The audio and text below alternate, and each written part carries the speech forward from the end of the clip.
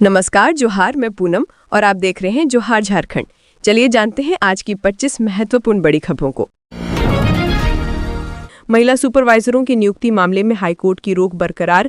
Jharkhand high court की justice Anand Sen की अदालत ने महिला पर्यवेक्षिका प्रतियोगिता परीक्षा 2023 में नियुक्ति की मांग को लेकर दायर याचिकाओं पर सुनवाई की। मामले की सुनवाई के दौरान प्रार्थी व सरकार की ओर से पक्ष रखा गया। मामले की सुनवाई के दौरान प्रार्थी की ओर से बहस शुरू की गई, जो अधूरी रही। इसके बाद अदालत ने मामले की अगली सुनवाई के लिए 6 नवंबर की तिथि निर्धारित की। वहीं 440 पदों पर महिला पर्यवेक्षिका परीक्षा के सफल घोषित अभ्यर्थियों की नियुक्ति पर पूर्व में लगाई गई रोक यानी अंतरिम आदेश बरकरार रही। इससे पूर्व राज्य सरकार की ओर से महाधिवक्ता व झारखंड कर्मचारी चयन आयोग यानी जीएसएससी की ओर से अधिवक्ता संजय पिपरावाल ने पैरवी की। उल्लेखनीय है कि प्रार्थी आकांक्षा कुमारी व अन्य, रूपा कुमारी व अन्य, अंजू कुमारी व अन्य, लक्ष्मी कुमारी व अन्य की ओर से अलग अलग याचिका दायर की गई है। प्रार्थियों की ओर से कहा गया है कि वो महिला पर्यवेक्षिका पद पर नियुक्ति की सारी अहर्ताएं रखती हैं। वर्ष 2019 की नियुक्ति नियमावली से ये नियुक्ति हो रही है, उसके अनुसार वो योग्य हैं, लेकिन जेएसएससी ने उन्हें नोटिस जारी किया है, जो गलत है। पूर्व की सुनवाई के दौरान अदालत ने राज्य सरकार व जेएसएससी को जवाब दायर करने का निर्देश देते हुए पूछा था कि महिला पर्यवेक्षिका की 100% सीटें सिर्फ महिला उम्मीदवार के लिए रिजर्व क्यों की गई। पेंशन साइट बंद होने से लाभुक परेशान, सौंपा ज्ञापन। खलारे प्रखंड अंतर्गत चूरी उत्तरी पंचायत की मुखिया ललिता देवी ने मंगलवार को अंचलाधिकारी सह प्रखंड विकास पदाधिकारी प्रणव कुमार अम्बष्ट को आवेदन सौंपकर पंचायत क्षेत्र में पेंशन वेबसाइट बंद होने से उत्पन्न समस्याओं के समाधान की मांग की। मुखिया ने बताया कि पिछले 1 वर्ष से अधिक समय से पंचायत की पेंशन वेबसाइट तकनीकी कारणों से बंद है। इस वजह से वृद्धा, विधवा और दिव्यांग पेंशनधारी लाभुकों को पेंशन राशि प्राप्त करने में भारी कठिनाइयों का सामना करना पड़ रहा है। उन्होंने कहा कि भुगतान प्रणाली में बार बार तकनीकी त्रुटियां आने से कई असहाय लाभुक महीनों से अपनी पेंशन से वंचित हैं। इस समस्या की जानकारी पूर्व बीडीओ को पहले भी दी गई थी, लेकिन अब तक कोई ठोस कदम नहीं उठाया गया। मुखिया ने प्रशासन से पेंशन साइट को शीघ्र चालू कराने की मांग की, ताकि लाभुकों को समय पर उनका हक मिल सके और भुगतान प्रक्रिया में पारदर्शिता बनी रहे। वहीं इस संबंध में बीडीओ प्रणव कुमार अम्बष्ट ने मुखिया को आश्वासन दिया कि समस्या के समाधान के लिए शीघ्र आवश्यक कार्रवाई की जाएगी। कृषि मंत्री शिल्पी नेहा तिर्की ने कहा, भारी बारिश से हुए फसल नुकसान का हो रहा आकलन, किसानों को जल्द की जाएगी मदद। कृषि मंत्री शिल्पी नेहा तिर्की ने कहा कि राज्य सरकार किसानों के आर्थिक विकास के लिए तत्पर है। इस वर्ष हम लोगों की अपेक्षा थी कि किसानों के लिए अच्छा साल रहेगा, लेकिन भारी बारिश के कारण फसल को नुकसान हुआ है। सरकार नुकसान का आकलन कर रही है और जल्द से जल्द किसानों तक मदद पहुंचाई जाएगी। वे मंगलवार को बिरसा कृषि विश्वविद्यालय में आयोजित रबी फसल कर्मशाला के अवसर पर बोल रही थीं। इस अवसर पर कृषि मंत्री ने कृषि से संबंधित जानकारी हेतु रबी कर्मशाला पुस्तक का विमोचन किया। मंत्री शिल्पी नेहा तिर्की ने कर्मशाला में उपस्थित सभी जिला कृषि पदाधिकारी एवं अन्य कृषि अधिकारियों को संबोधित करते हुए कहा कि आप किसानों के संपर्क में रहें। आप लोगों की संवेदनशीलता किसानों के साथ रहनी चाहिए। उन्होंने कहा कि आप प्रखंड कृषि पदाधिकारी, अंचलाधिकारी, पंचायत सचिव से संपर्क कर आने वाले खरीफ कर्मशाला में अपने जिलों के ऐसे 200 किसानों की सूची बनाकर आएं जिसके जीवन में आपने बदलाव लाया हो। उन्होंने कहा कि सरकार की संवेदनाएं किसानों के साथ है और राज्य सरकार की मंशा है कि वे राज्य के हर एक किसान तक अपनी पहुंच बनाएं, और इसमें आप सभी अधिकारियों की भूमिका महत्वपूर्ण हो जाती है। आपके स्टेक होल्डर किसान हैं, किस तरह आप उन्हें ज्यादा से ज्यादा लाभ पहुंचा रहे हैं, इस पर आत्ममंथन करें। उन्हें समय पर बीज उपलब्ध कराएं, महत्वपूर्ण तकनीकी जानकारियां दें। कृषि मंत्री ने कहा कि राज्य सरकार के केसीसी लोन का लक्ष्य 25 लाख के विरुद्ध सिर्फ 5 लाख तक ही हो पाया है। इसे बढ़ाने का प्रयास करें, किसानों को आवश्यकता के अनुसार ऋण दें ताकि वे अपनी जरूरतों को पूरा कर सकें। तालाबों में डूबने से युवकों की मौत मामले में हाईकोर्ट सख्त। झारखंड हाईकोर्ट ने छठ महापर्व के दौरान रांची के तालाबों में 3 युवकों के डूबने से हुई मौत के मामले में स्वतः संज्ञान से दर्ज जनहित याचिका पर सुनवाई की। चीफ जस्टिस तरलोक सिंह चौहान और जस्टिस राजेश शंकर की खंडपीठ ने सुनवाई के दौरान मामले को गंभीरता से लिया। खंडपीठ ने राज्य सरकार व रांची नगर निगम को शपथ पत्र के माध्यम से जवाब दायर करने का निर्देश दिया। खंडपीठ ने पूछा कि जब तालाब में लबालब पानी भरा हुआ था तथा वे खतरनाक घोषित किए गए थे, तो हादसे से बचने के लिए क्या कदम उठाए गए थे। मामले की अगली सुनवाई के लिए खंडपीठ ने 25 नवंबर की तिथि निर्धारित की। मामले की सुनवाई के दौरान राज्य सरकार की ओर से अधिवक्ता पीयूष चित्रेश व रांची नगर निगम की ओर से अधिवक्ता LCN शाहदेव ने पैरवी की। उल्लेखनीय है कि राजधानी रांची स्थित मधुकम तालाब व अन्य जगहों पर पानी में डूबने से हुई मौत से संबंधित मीडिया रिपोर्ट को झारखंड हाईकोर्ट ने गंभीरता से लेते हुए उसे जनहित याचिका में तब्दील कर दिया है। सुखदेव नगर थाना क्षेत्र स्थित मधुकम तालाब में डूबने से युवक की मौत हो गई थी। इसी तालाब में 2 नवंबर को फिर एक युवक के डूबने से मौत हो गई थी। वहीं धुरवा डैम में भी डूबने से एक व्यक्ति की मौत हो गई थी। कांग्रेस ने घोषित किया आदिवासी परिषद सूची, झारखंड से वरिष्ठ व युवा नेताओं का सम्मिलित चयन। अखिल भारतीय आदिवासी कांग्रेस द्वारा जारी अधिसूचना के तहत झारखंड से कई नेताओं को आदिवासी कांग्रेस सलाहकार परिषद और स्पेशल इनवाइटीज के रूप में शामिल किया गया है। कांग्रेस अध्यक्ष की स्वीकृति के बाद जारी सूची में राज्य के वरिष्ठ नेताओं को स्थान दिया गया है, जिनका उद्देश्य संगठनात्मक मजबूती और आदिवासी समुदाय के मुद्दों पर राष्ट्रीय स्तर पर प्रभावी भूमिका निभाना है। कांग्रेस की ओर से कहा गया है कि सूची में शामिल सभी प्रतिनिधियों से अपेक्षा है कि वे आदिवासी समाज के अधिकारों, विकास और कल्याण संबंधी मुद्दों को प्राथमिकता देंगे और राष्ट्रीय स्तर पर उनकी आवाज मजबूत करेंगे। संगठन का मानना है कि इस नियुक्ति से झारखंड में पार्टी की जनसंपर्क और संगठनात्मक गतिविधियां और मजबूत होंगी। कल्पना सोरेन ने कहा, रामदास दा के विकास के सपनों को आगे बढ़ाने के लिए सुमेश को जीत दिलाएं। झारखंड में घाटशिला उपचुनाव को लेकर विभिन्न राजनीतिक दलों का चुनाव प्रचार तेज हो गया है। इसी क्रम में इंडिया गठबंधन के संयुक्त प्रत्याशी सुमेश सोरेन के पक्ष में चुनावी सभा में झारखंड के मुख्यमंत्री हेमंत सोरेन की पत्नी सह गांधेय विधायक कल्पना मुर्मू सोरेन शामिल हुई। कल्पना मुर्मू सोरेन ने सुमेश सोरेन के समर्थन में घाटशिला विधानसभा के गालूड़ी आंचलिक मैदान और गुराबंदा प्रखंड में चुनावी सभा को संबोधित किया। चुनावी सभा में कल्पना सोरेन ने कहा कि दिशोम गुरु शिबू सोरेन और दादा रामदास सोरेन का असमय चला जाना झारखंड मुक्ति मोर्चा के लिए अपूरणीय क्षति है। उन्होंने कहा कि दादा रामदास सोरेन घाटशिला विधानसभा को झारखंड का सबसे विकसित विधानसभा बनाना चाहते थे, चाहे वो रोजगार के क्षेत्र में हो या शिक्षा के क्षेत्र में या फिर स्वास्थ्य के क्षेत्र में। उन्होंने झारखंड के बच्चों को बेहतर शिक्षा देने के लिए सीएम स्कूल ऑफ एक्सीलेंस की स्थापना की थी, ताकि गरीब जनता के बच्चे भी फर्राटेदार इंग्लिश पढ़ सके और बोल सके और अपने जीवन स्तर को सुधार कर सके। इसलिए उन्होंने स्कूल का प्रस्ताव भी रखा था। उन्होंने अपने विधानसभा क्षेत्र में शिक्षा के लिए ट्राइबल यूनिवर्सिटी का भी सपना देखा था। वहीं रोजगार की बात करें तो गुराबंदा स्थित घने जंगल में पाए जाने वाले दुनिया के सबसे कीमती पन्ना पत्थर की खदान भी खोलने के पक्ष में थे। उन्होंने इसके लिए सरकार से कई बार सर्वे भी कराया था। अब वो काम भी प्रक्रिया में चल रही है। उम्मीद है कि जल्द ही गुराबंदा के लोगों को रोजगार मिलेगा। साथ ही बंद पड़े हिंदुस्तान कॉपर लिमिटेड के सुरदा राखा केंदाढ़ी खान को लीज दिलाने का काम किया और अब वहां पर हजारों लोग काम कर रहे हैं।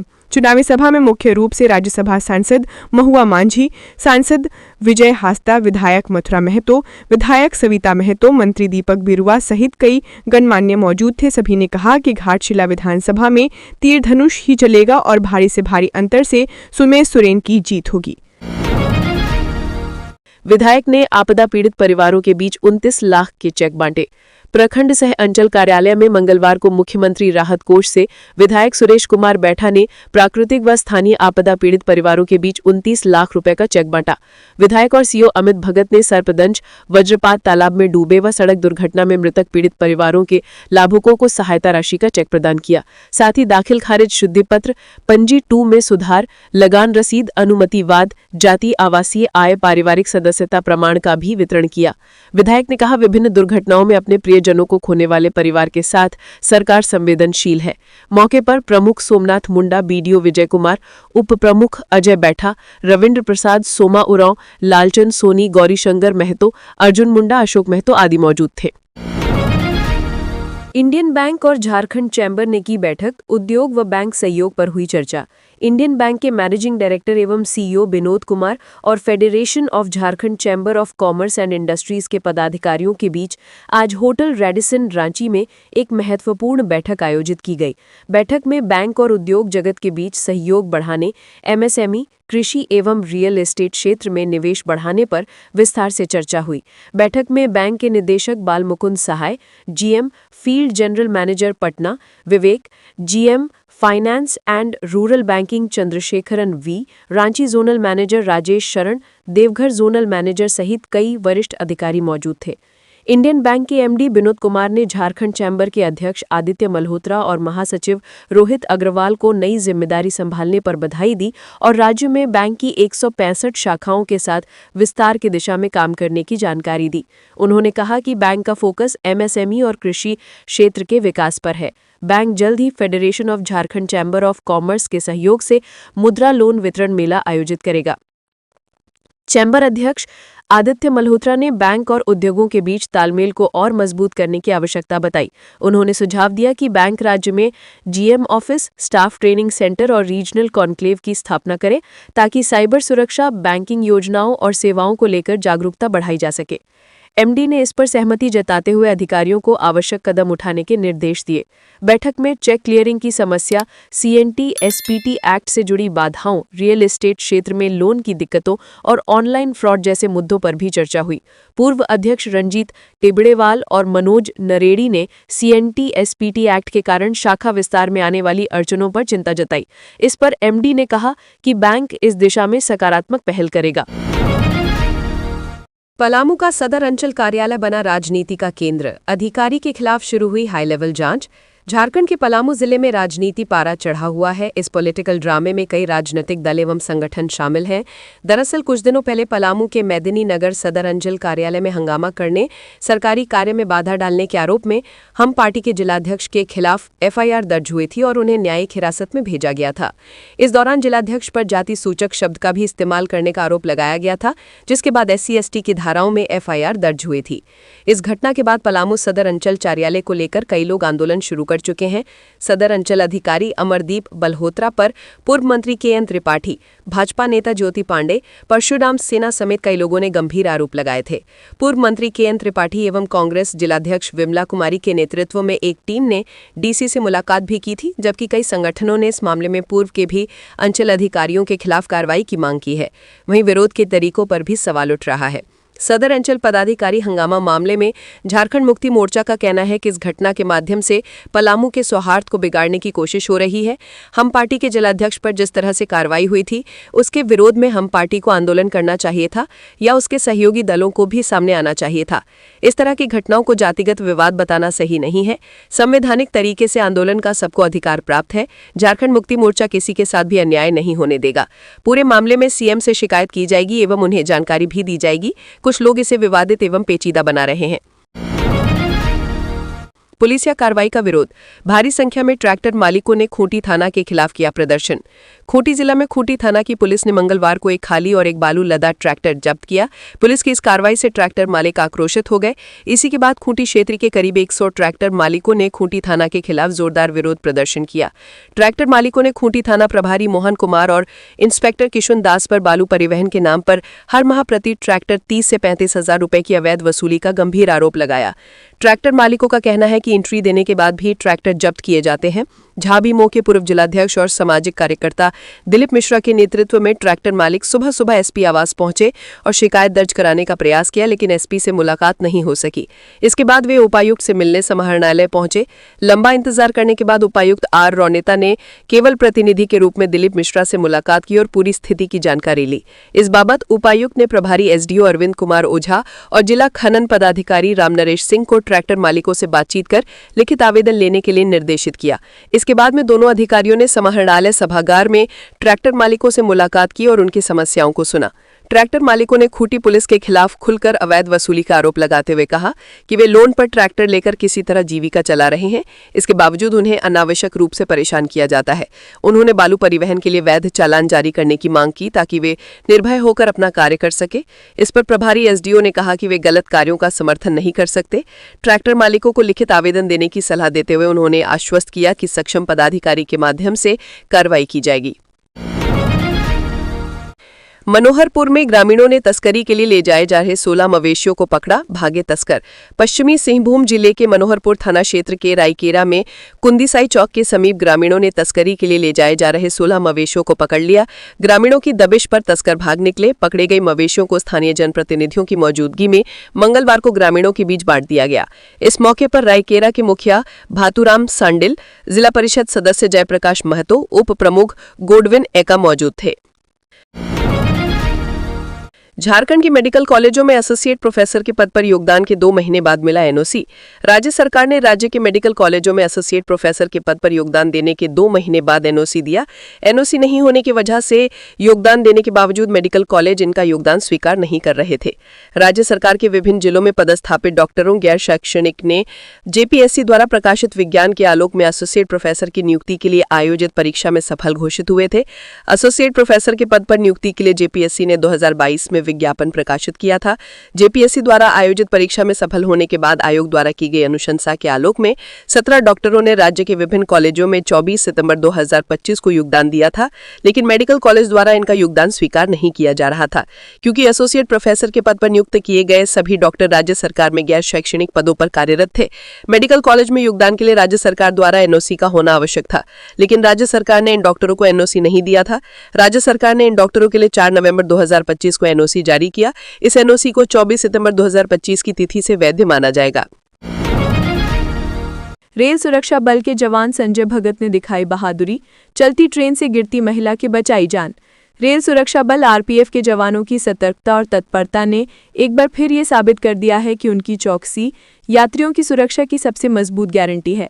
रांची रेलवे स्टेशन पर ड्यूटी के दौरान आरपीएफ के कांस्टेबल संजय भगत ने असाधारण साहस और मानवीय संवेदना का परिचय देते हुए एक महिला यात्री की जान बचा ली। ट्रेन संख्या 108086 खड़गपुर रांची मेमू अपने निर्धारित समय पर रांची स्टेशन से प्रस्थान कर रही थी। इसी दौरान एक महिला यात्री ट्रेन से उतरने की कोशिश में अचानक संतुलन खो बैठी और ट्रेन और प्लेटफॉर्म के बीच के गैप में फंसकर गिरने लगी। ये दृश्य देखकर आसपास के यात्री घबरा गए, लेकिन उसी पल ड्यूटी पर तैनात कांस्टेबल संजय भगत ने बिना क्षण गंवाए त्वरित कार्यवाही की। उन्होंने तुरंत महिला को खींचकर सुरक्षित स्थान पर पहुंचा दिया। उनकी इस प्रतिक्रिया और साहसिक कदम से एक बड़ा हादसा टल गया और महिला की जान भी बच गई। पूछताछ में महिला ने अपना नाम आशा कुमारी, उम्र 30 वर्ष, पत्नी सुनील उरांव, निवासी ग्राम अकाशी, थाना भंडारा, जिला लोहरदगा, झारखंड बताया। उन्होंने बताया कि वे लोहरदगा जाने के लिए रांची स्टेशन आई थीं, लेकिन गलती से खड़गपुर मेमू ट्रेन में चढ़ गईं। जब उन्हें अपनी गलती का एहसास हुआ तो उन्होंने चलती ट्रेन से उतरने का प्रयास किया, जिससे यह हादसा होते होते बचा।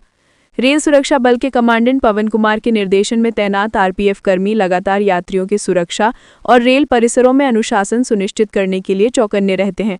कमांडेंट ने कहा कि कांस्टेबल संजय भगत का ये कार्य न केवल उनकी सतर्कता और कर्तव्य निष्ठा का उदाहरण है, बल्कि ये भी दर्शाता है कि आरपीएफ कर्मी किसी भी आकस्मिक स्थिति में यात्रियों की सुरक्षा के लिए हमेशा तत्पर रहते हैं। घाटशिला उपचुनाव को लेकर प्रचार करने पहुंचे ओडिशा के सीएम, भाजपा प्रत्याशी की जीत का किया दावा। घाटशिला उपचुनाव में भाजपा प्रत्याशी के पक्ष में चुनावी सभा आयोजित की गई, जिसमें ओडिशा के मुख्यमंत्री मोहन चरण मांझी शामिल हुए। इस दौरान मुख्यमंत्री मोहन चरण मांझी ने कहा कि घाटशिला में परिवर्तन होकर रहेगा। इस दौरान उन्होंने राज्य सरकार पर भी निशाना साधा। ओडिशा के मुख्यमंत्री मनोज चरण मांझी ने कहा कि आज ओडिशा विकास के पथ पर अग्रसर है।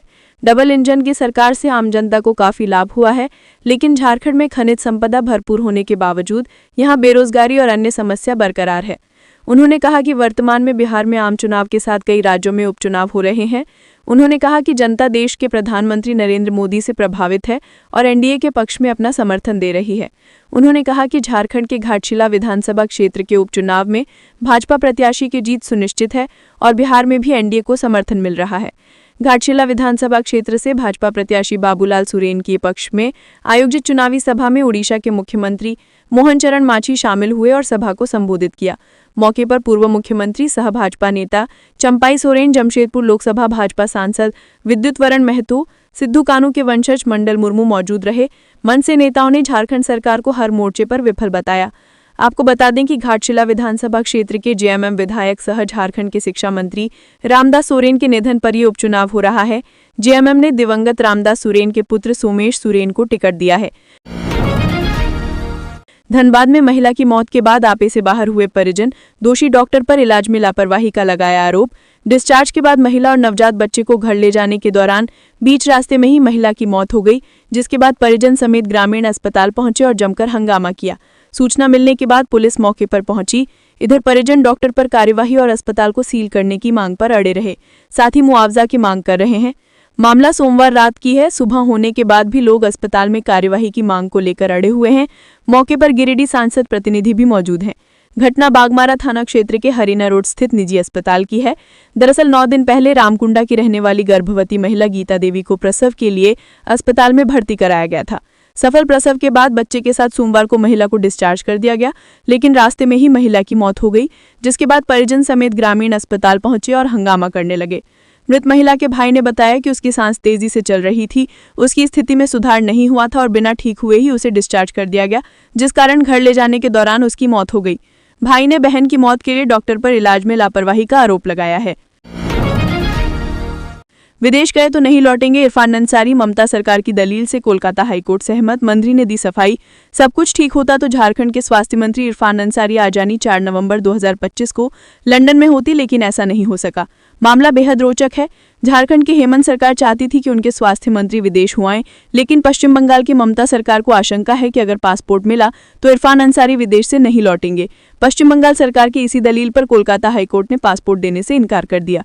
इस पर मंत्री इरफान अंसारी ने अपनी प्रतिक्रिया दी है। उन्होंने बातचीत में बताया कि ये एक कानूनी मामला है, इसको कानूनी तरीके से ही हैंडल किया जाएगा। उन्होंने ये भी कहा कि कुछ लोग उनसे जुड़े मामले को बेवजह तूल दे रहे हैं। अगर केंद्र सरकार से विदेश दौरे की स्वीकृति ली गई होती तो पासपोर्ट रिलीज करने वाली अड़चन ही नहीं आती। हालांकि उन्होंने इस सवाल का जवाब नहीं दिया कि जब हेमंत सरकार ने उनके विदेश दौरे पर सहमति दे दी है, फिर ममता सरकार आपत्ति क्यों जता रही है।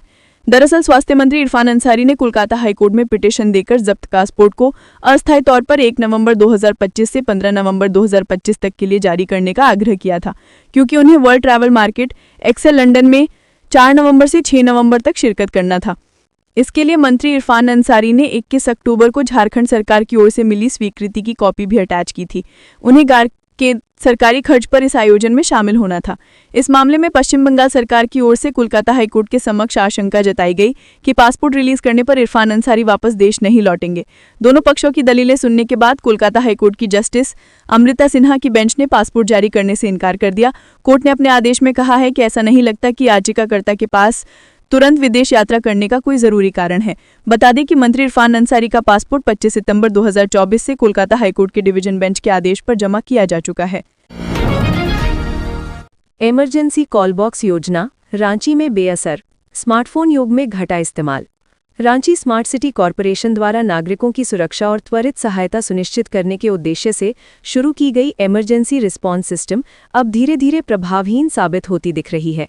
4 वर्ष पूर्व बड़े उत्साह के साथ शुरू की गई ये योजना अब तकनीकी रखरखाव और जन जागरूकता की कमी के कारण ठप होती नजर आ रही है।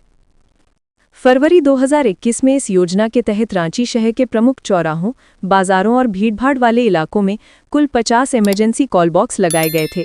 इन कॉल बॉक्सों को चमकीले पीले रंग में रंगा गया था ताकि इन्हें दूर से आसानी से पहचाना जा सके। इन बॉक्सों में 2 तरफा संचार प्रणाली लगी हुई थी, जिससे कोई भी व्यक्ति आपात स्थिति में लाल बटन दबाकर सीधे कमांड कंट्रोल सेंटर से संपर्क कर सकता था। इसके बाद पुलिस या संबंधित एजेंसियां मौके पर तुरंत मदद के लिए पहुंचती थी।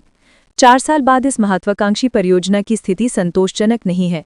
रांची स्मार्ट सिटी कॉरपोरेशन के आंकड़ों के अनुसार 50 में से 9 कॉल बॉक्स पूरी तरह खराब पड़े हैं, जबकि बाकी का भी उपयोग बहुत कम हो रहा है।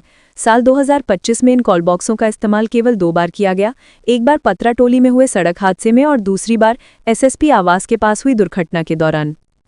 स्थानीय नागरिकों का कहना है कि आज के समय में लगभग हर व्यक्ति के पास स्मार्टफोन और इंटरनेट की सुविधा है। ऐसे में वे मदद मांगने के लिए सीधे मोबाइल कॉल या ऐप का उपयोग अधिक सुविधाजनक मानते हैं। अब किसी को भी परेशानी होती है तो वह सीधे 112 या सोशल मीडिया प्लेटफॉर्म के जरिए मदद मांग लेते हैं। कॉल बॉक्स ढूंढने की जरूरत नहीं पड़ती, एक स्थानीय निवासी ने बताया। परियोजना की विफलता का एक बड़ा कारण इसका नियमित रखरखाव न होना और जनता में इसके उपयोग को लेकर पर्याप्त जागरूकता न फैलाना है। कई बॉक्सों के स्पीकर और कैमरे खराब हैं, जबकि कुछ में बिजली की आपूर्ति भी बाधित है। पीएमजीएसवाई के तहत झारखंड में 24,000 किमी सड़कों के नवीकरण पर ब्रेक, फंड की कमी बनी बाधा। प्रधानमंत्री ग्राम सड़क योजना के तहत झारखंड में ग्रामीण सड़कों के नवीकरण कार्य पर इस वर्ष लगभग ठहराव आ गया है। जानकारी के अनुसार राज्य में कुल 24,135 किलोमीटर सड़कों के नवीकरण का लक्ष्य निर्धारित किया गया था, लेकिन अब तक केवल 1,286 किलोमीटर सड़कों पर ही काम पूरा हो सका है। यानी 22,000 किलोमीटर से अधिक सड़कों का नवीकरण कार्य अब भी अधूरा है। वित्त वर्ष 2025-26 में तो स्थिति और भी चिंताजनक है। इस वर्ष अब तक 1 किलोमीटर सड़क का भी नवीकरण नहीं हो पाया है। राज्य में केंद्र और राज्य सरकार के अंशदान को मिलाकर इस अवधि में सिर्फ 47 लाख रुपए ही खर्च किए जा सके हैं, जबकि अब तक रखरखाव पर कुल 7 करोड़ रुपए की राशि ही व्यय हुई है। सड़क निर्माण विभाग के इंजीनियरों के मुताबिक नवीकरण में देरी की मुख्य वजह फंड की कमी है। उन्होंने बताया कि सड़कों के निर्माण के बाद हर 5 से 6 साल में उनका नवीकरण जरूरी होता है, लेकिन कई वर्षों से ऐसा नहीं हो सका है, जिसके कारण पीएमजीएसवाई से बनी कई सड़कों की हालत जर्जर हो चुकी है। राज्य सरकार ने सड़कों को दुरुस्त करने के लिए विशेष अभियान चलाने का निर्णय लिया था, जिसमें लगभग 24,000 किलोमीटर सड़कों को बेहतर स्थिति में लाने की योजना बनाई गई थी। हालांकि फिलहाल काम बेहद धीमी गति से आगे बढ़ रहा है। विभाग का कहना है कि आवश्यक वित्तीय स्वीकृतियां मिलते ही नवीकरण कार्य को तेजी से शुरू किया जाएगा। रामगढ़ में बीएफसीएल के जानलेवा प्रदूषण से आम जनजीवन बेहाल। रामगढ़ जिले के रांची रोड में मरार औद्योगिक क्षेत्र स्थित Bihar foundry and casting limited BFCL के प्रदूषण ने स्थानीय लोगों का जीना मुश्किल कर दिया है। फैक्ट्री के विस्तारीकरण के बाद क्षेत्र में प्रदूषण का स्तर जानलेवा बन गया है। स्थानीय निवासियों का कहना है कि फैक्ट्री से लगातार जहरीला धुआं निकल रहा है। कागजों में फैक्ट्री में प्रदूषण नियंत्रण यंत्र लगे हैं, लेकिन लोगों के अनुसार ये उपकरण अक्सर बंद रहते हैं और केवल विरोध तेज होने पर कुछ समय के लिए चलाए जाते हैं। वर्तमान में प्रदूषण नियंत्रण यंत्र बंद ही रहते हैं, जिससे प्रदूषण का स्तर तेजी से बढ़ रहा है। कुछ माह पहले तत्कालीन उपायुक्त चंदन कुमार की पहल पर फैक्ट्री प्रबंधन व स्थानीय लोगों की बैठक हुई थी, जिसमें कई दिशा निर्देश दिए गए थे। ईएसपी मॉनिटरिंग के लिए मीटर भी लगाए गए थे। इसके बावजूद हालात जस के तस बने हुए हैं। ना तो प्रदूषण पर रोक है और ना ही ये किसी को पता है कि मीटरों की रीडिंग ली जाती है या नहीं। मजबूर होकर क्षेत्रवासी फिर से आंदोलन की तैयारी में है। खूंटी में दुश्मनी के चलते व्यक्ति को झूठे केस में फंसाने वाला दारोगा रामसुधीर का तबादला। झारखंड पुलिस के दारोगा रामसुधीर सिंह को खूंटी से सिमडेगा जिला बल में तबादला कर दिया गया है और साथ ही वे निलंबित भी हैं। दारोगा रामसुधीर सिंह पर आरोप है कि उन्होंने जमीन विवाद के चलते 30 दशक पुरानी दुश्मनी साधने के लिए अमरेंद्र कुमार नाम के व्यक्ति को अफीम की खेती के झूठे मामले में आरोपी बना दिया। पीड़ित के भाई की शिकायत पर खूंटी एसपी ने एसडीपीओ से जांच करवाई, जिसमें दारोगा के इस कारनामे का खुलासा हुआ। खूंटी एसपी ने दारोगा रामसुधीर सिंह को कर्तव्य में लापरवाही, पद के दुरुपयोग और पुलिस की छवि धूमिल करने के आरोप में निलंबित कर दिया था। अब खूंटी एसपी की रिपोर्ट पर डीजीपी ने उन्हें खूंटी से सिमडेगा जिला बल में स्थानांतरित करने का आदेश जारी कर दिया है। जल नहीं जहर। दामोदर और स्वर्णरेखा नदी में बढ़ती बीमारियों की आहट। पूर्वी भारत की जीवन रेखा कही जाने वाली दामोदर और स्वर्णरेखा नदियां अब स्वास्थ्य संकट की नई कहानी सुना रही हैं। लंबे समय से इन नदियों पर आश्रित किसान, मछुआरे और ग्रामीण अब पानी के साथ साथ भारी धातुओं, रासायनिक प्रदूषण और अनिश्चित स्वास्थ्य जोखिमों से जूझ रहे हैं। स्वर्णरेखा की जल गुणवत्ता पर जारी आधिकारिक बुलेटिन में पीएच 6.5 से 8.5 की सुरक्षित सीमा में है। दूसरी ओर दामोदर नदी के संदर्भ में शोधों में पाया गया कि 21 से 33% नमूने वर्ष के विभिन्न मौसमों में गंभीर रूप से प्रदूषित श्रेणी में थे। उद्योग क्षेत्र के पास रहने वाले ग्रामीणों ने सफेद पड़ी मिट्टी, समय से पहले सूखती फसलें और मृत मछलियों की शिकायतें दर्ज की। डॉक्टरों ने त्वचा रोग, गुर्दा समस्याएं और लगातार थकान के बढ़ते मामलों का उल्लेख किया है। तो ये थी आज की झारखंड की महत्वपूर्ण बड़ी खबरें। अगर आप इसी तरह झारखंड के हर छोटी से बड़ी खबर की जानकारी पाना चाहते हैं तो आप हमारे चैनल को सब्सक्राइब करके रखें। तो हमें दीजिए इजाजत, फिर मिलते हैं अगली न्यूज़ में। धन्यवाद।